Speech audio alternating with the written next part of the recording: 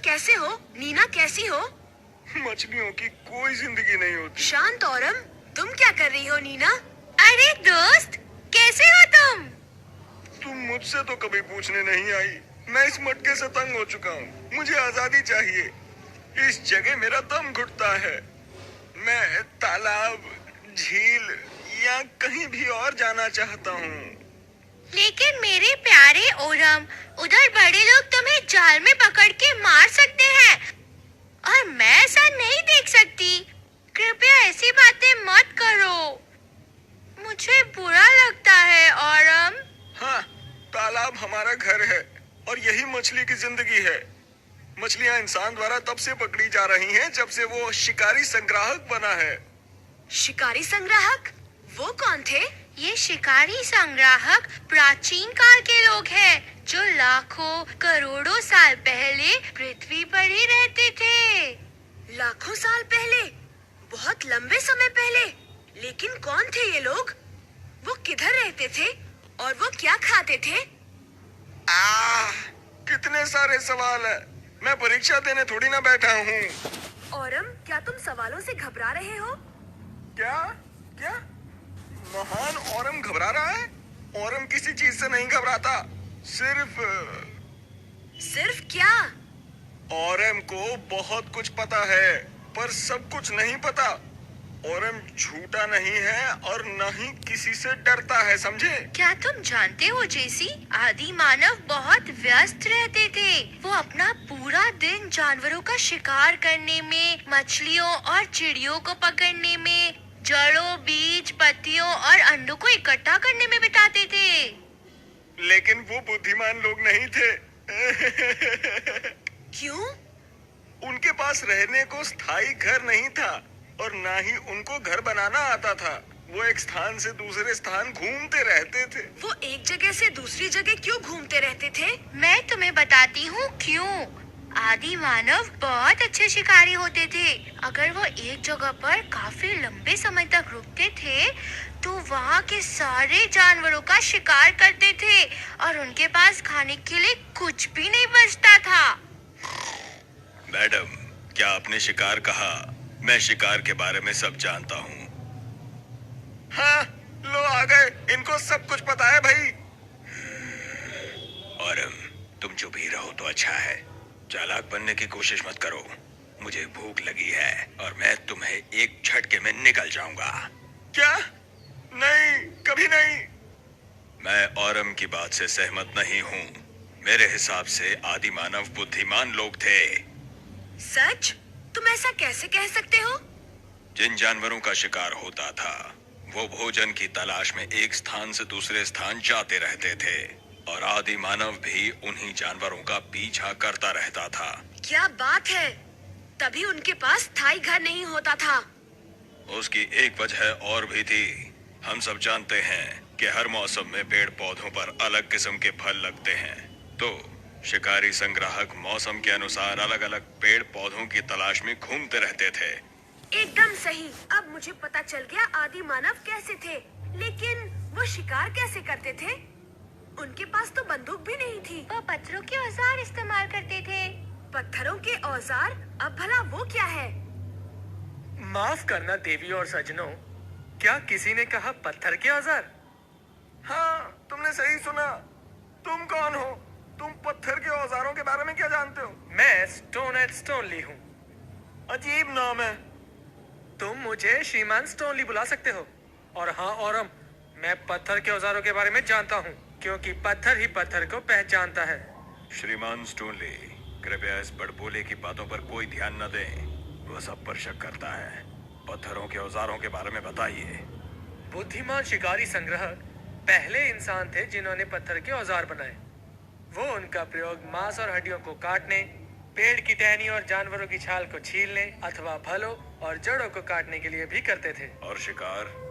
हाँ, मैं उसी बात पर आ रहा था। भाले से शिकार करने के लिए कुछ पत्थर के औजारों को लकड़ियों और हड्डियों से जोड़ा जाता था। बहुत बढ़िया। हाँ जेसी, लेकिन तुम सोच भी नहीं सकते कि उस जमाने के लोग कितने बुद्धिमान हुआ करते थे। पत्थर के औजार इतने महत्वपूर्ण थे कि लोग ऐसी जगह ढूंढते थे जहां अच्छी गुणवत्ता वाले पत्थर आसानी से मिल जाएं। लेकिन क्या वो उन जगहों पर रहते थे? हाँ नीना, बल्कि ऐसी जगह निवास स्थान या निवास स्थान के साथ कारखाने का काम भी करती थी। बातें थोड़ी पेचीदा हो रही हैं। मैं समझता हूँ। उन जगहों पर काफी पत्थर पाए जाते थे और आदि मानव उनसे पत्थर के औजार बनाते थे। मैं समझ गया, उन्हें औजार बनाने में वक्त लगता होगा, इसीलिए वो उन जगहों पर ज्यादा समय तक रुकते थे। इसीलिए कारखाने और निवास स्थान एक ही बन गए। बहुत बढ़िया है ना? मुझे आश्चर्य होता है कि हमारे देश में निवास स्थान व कारखाना एक ही जगह पर थे। एक ही नहीं जैसी, ऐसी कई जगह थी। सच? कहाँ? मुझे सबके बारे में तो नहीं पता, लेकिन दक्षिण भारत में ऐसी कई जगह हैं। क्या आप जानते हैं कि पत्थर से औजार कैसे बनते हैं? इसे बनाने की प्रक्रिया क्या है? शर्त लगाते हो? मैं जानता हूँ। पत्थरों से औजार बनाने के दो ही तरीके हुआ करते थे। पहले तरीके को कहते थे पत्थर पर पत्थर। मतलब इसमें दो पत्थरों की जरूरत होगी। तुम बहुत समझदार लड़के हो जेसी। लेकिन प्रक्रिया क्या थी?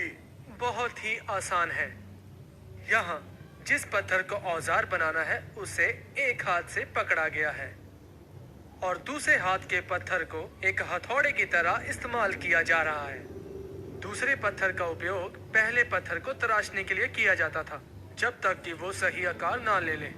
कितना आसान है। दूसरी प्रक्रिया में पहला पत्थर एक कठोर सतह पर रखा जाता था। हथौड़े वाला पत्थर किसी हड्डी या पत्थर पर लगाकर इस्तेमाल किया जाता था, जब तक कि पहला पत्थर मनचाहे औजार का आकार ना ले ले। तब तो तुम शिकार के लिए अपने दांतों और पंजों के बजाय पत्थर के औजार इस्तेमाल करते होगे।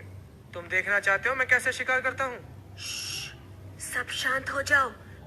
मुझे पैरों की आहट सुनाई दे रही है। अरे नहीं, मैं शर्त लगा सकता हूँ कि मेरी माँ दूध से भरे ग्लास के साथ आ रही है। मुझे दूध से नफरत है। जिज्ञासु जेसी को दूध के विषय में कोई जिज्ञासा नहीं है। इसमें कोई हंसने वाली बात नहीं है। और जेसी, तुम्हें चाहे दूध पसंद ना हो, पर तुम उसका अनादर नहीं कर सकते। ये शिकारी संग्रह का मुख्य भोजन था। पर मैं तो... नहीं जेसी, कोई पर नहीं, कोई वर नहीं। तुम्हें खाने का आदर करना चाहिए। शिकारी संग्राहक सिर्फ भोजन को प्राप्त करने के लिए कड़ी मेहनत करते थे।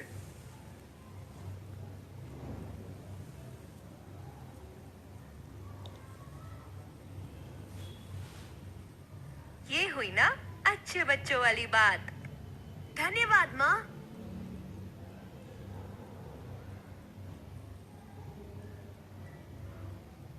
लोग इस महाद्वीप में कम से कम 2 लाख साल पहले बसे थे। पुराने समय के लोगों को शिकारी संग्राहक कहा जाता था। शिकारी संग्राहक एक जगह से दूसरी जगह भटकते थे। शिकारी संग्राहक भोजन की तलाश में यात्रा करते थे। शिकारी संग्राहक गर्मी के दिनों में पानी की तलाश में एक जगह से दूसरी जगह भटकते थे।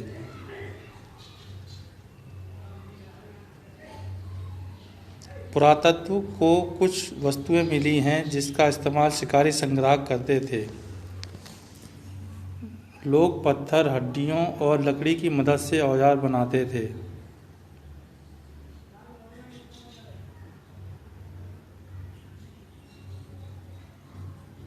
पत्थर के औजारों का प्रयोग मांस, हड्डियों को काटने के लिए व पेड़ की टहनियों अथवा फलों और जड़ों को काटने के लिए करते थे।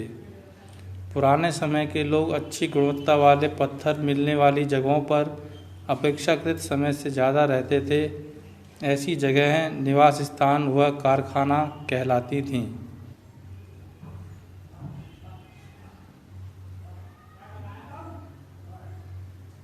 पत्थर के औजार बनाने की 2 प्रक्रियाएं हैं, जिसमें से एक का नाम पत्थर पे पत्थर और दूसरा है दबाव से परतें बनाना। कुरनूल की गुफाओं में मिली राख से ये साबित होता है कि पुराने समय के लोगों को आग का इस्तेमाल मालूम था।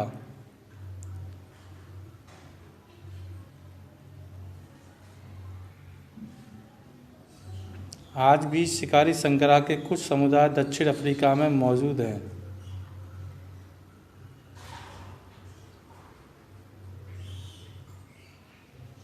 ऐसा माना जाता है पाषाण काल 250 लाख साल पहले शुरू हुआ था और पत्थर का पहला औजार अफ्रीका में बना था।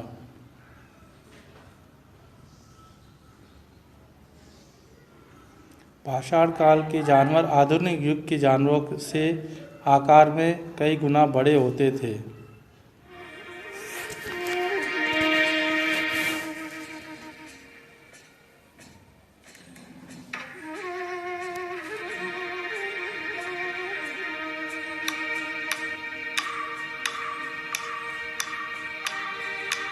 एक समूह में आदि मानव लेकर बैठे थे कुछ पत्थर।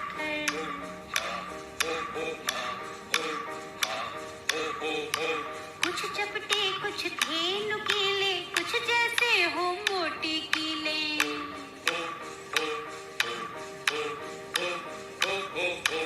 कुछ कुदाल, कुछ भाले जैसे, कुछ में थे चाकू से धार। पत्थर से पत्थर को मार बना रहे थे वो हथियार।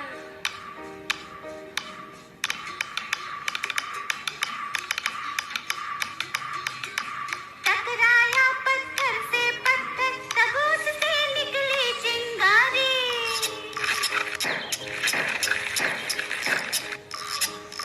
पास ही था पत्तों का ढेर, आग सुलगते लगी न देर।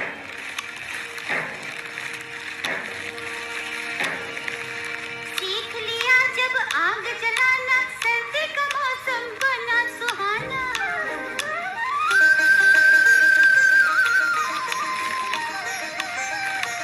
उनकी गुफा हो गई रोशन, खाने लगे पका कर खाना।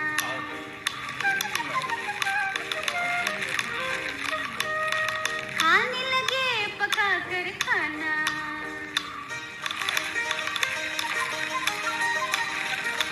खाने लगे पका कर खाना।